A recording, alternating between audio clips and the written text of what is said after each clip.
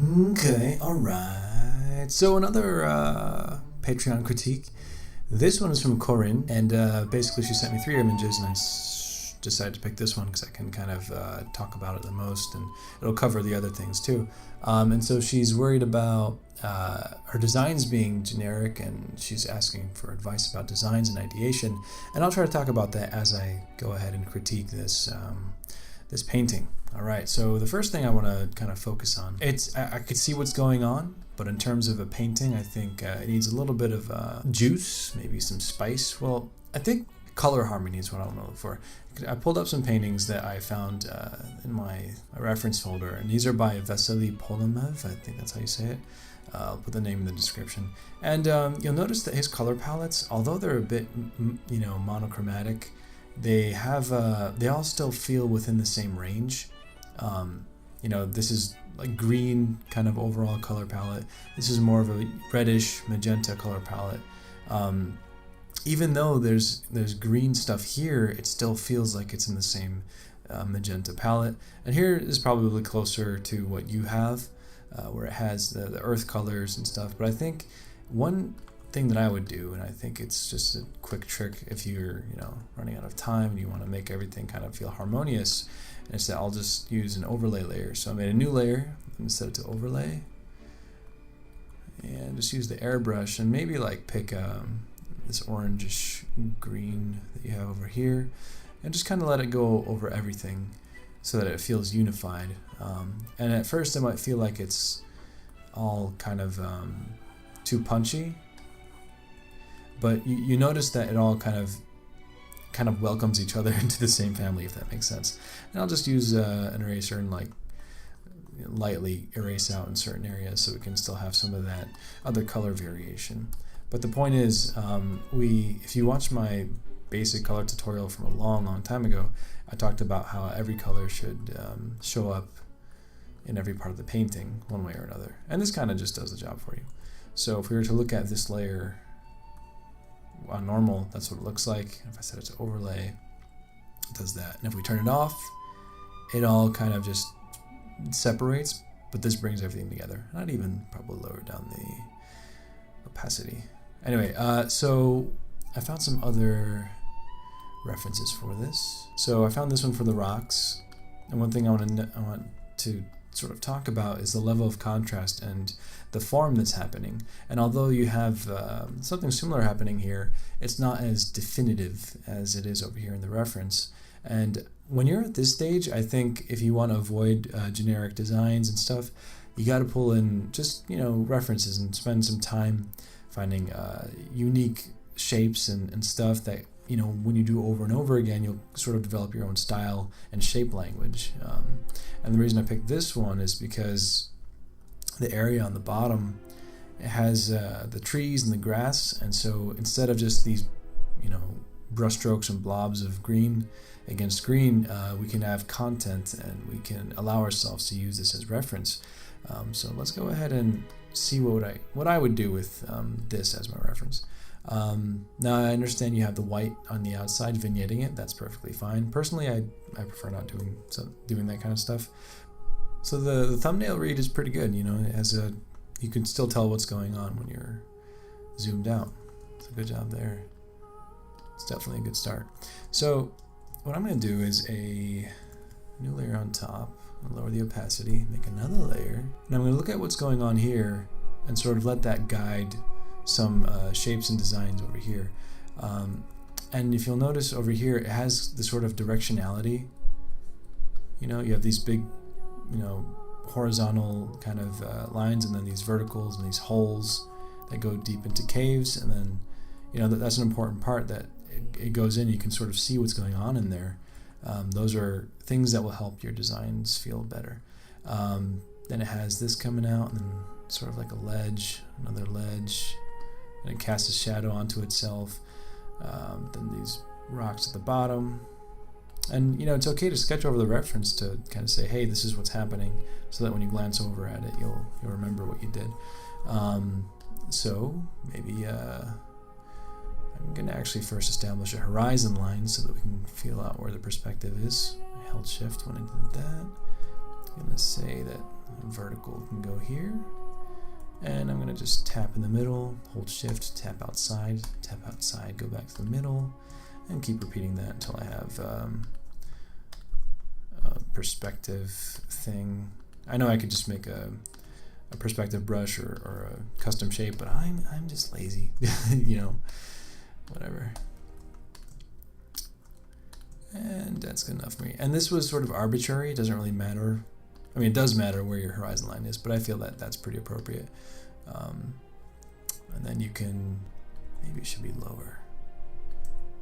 Yeah, that way we're looking a little bit up at the thingamabobs, the rocks. All right, so I'm just gonna go ahead and sketch on top of this. I mean, you have some great shapes already going for you, but we can enhance them a bit. And with this, you can sort of define the shapes too, instead of letting them be only brush strokes. And that's kind of that's what will set you apart from, you know, those types of paintings that are just speed paintings, quote unquote. And this was more definitive, saying, hey, this is what's happening here. It's not just a brush stroke. And that will help, not only will it help you establish a design language for yourself, but it also, what's it called? It expands your mental library of content. So I'm looking at these jagged rocks right here, and I put them over here. I figure that's a pretty good spot. And already you can sort of see it being a little bit more believable. And that's, I think, a good way to go about doing that. So you'll notice that the shadows make these really graphic shapes from dark against light. And you can sort of use that to your advantage up here as well. And you'll notice also that when I'm doing these shapes, I'm letting it point to this vanishing point as though it were perspective lines. And what I want to happen is I want this big shape to cast a shadow onto this bigger one behind here. And so we're going to imply that all this over here is in shadow. And it's going to cast a shadow like this. And it might even look a bit messy right now, but it's just sort of like establishing notes for yourself. And it's like most of the work is already done there. Like you have your shapes in, you have your color and your values, but this step is pretty necessary for refining.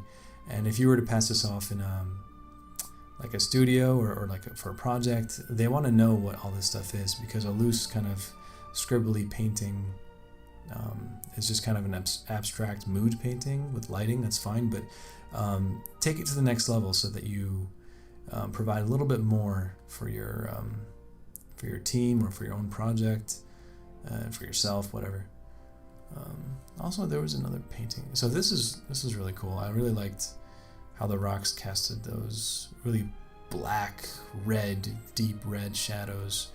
Might be doing some of that over here. And the thing with that is you can use that to establish some really nice graphic shapes. So all of these I'm going to fill in later with that reddish black. So it looks like this whole thing is kind of just floating there, but we want to establish some credible, believable pillars or something that it's kind of supporting itself on it. They don't have to be perfectly structurally sound, but at least some kind of indication, unless of course like it was your intent to make it seem like it's a magical floating rock structure, which is totally fine, but here's just my 2 cents. So I want all of this in shadow.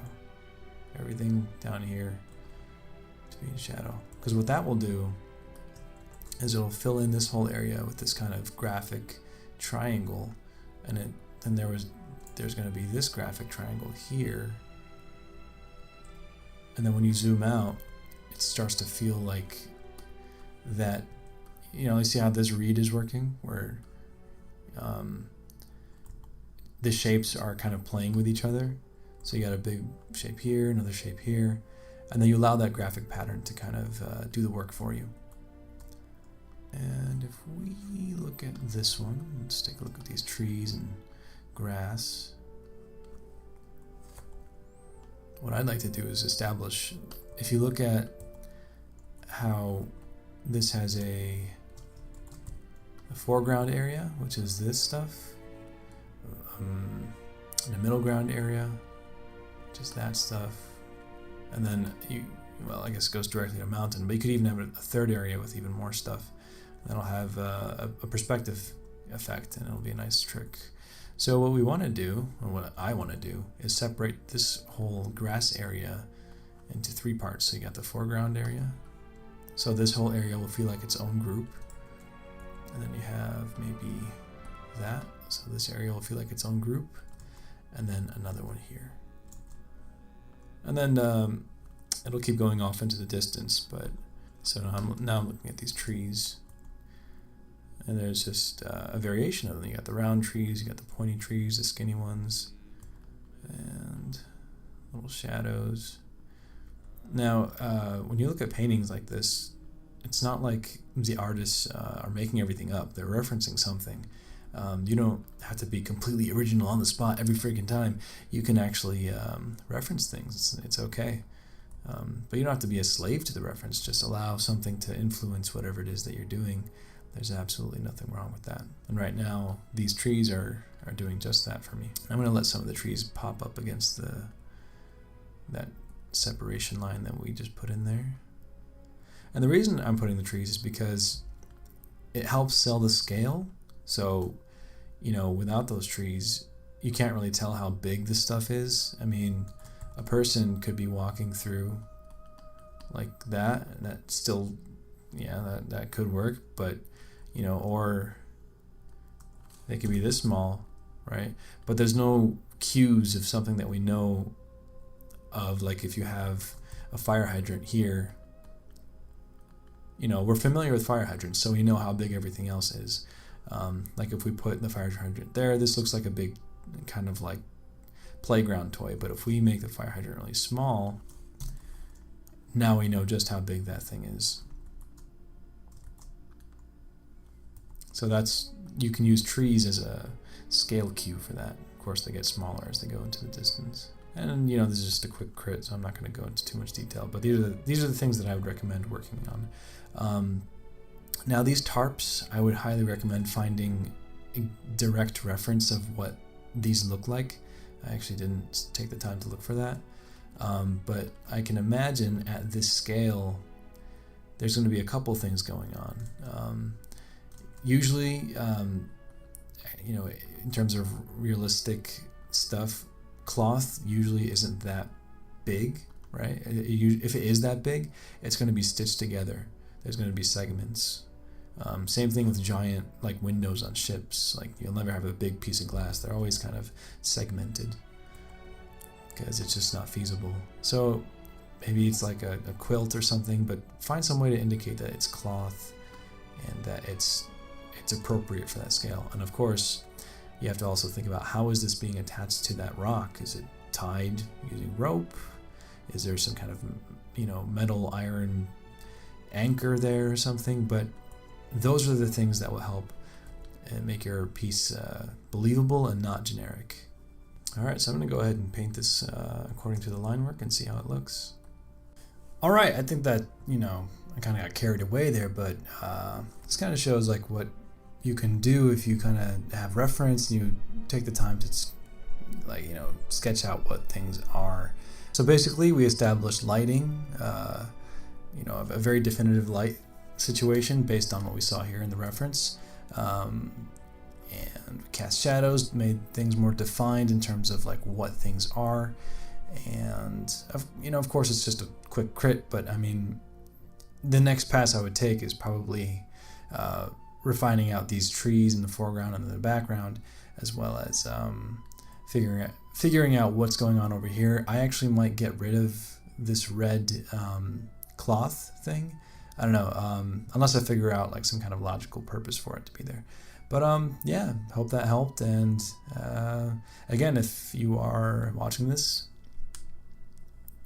and you're curious about getting a critique from moi, feel free to check out the link for Patreon. I think the 3rd or 4th tier down, you'll be eligible to submit artwork for a critique like this. I won't always do a video, but since there's only a few people doing this right now, it's easier for me to do a video and put it out there publicly. Hey, by the way, if you want to watch the process of that painting, it's included in term 2 of my Patreon. You want to see it? Anyway, thanks for watching, and stay tuned for more. Oh, there's the part where I have to say the... Okay, fine. Click. Interview with Jack, part 1. Hey, man. All right, so I have a question. So, like, hey, look at me, Jack.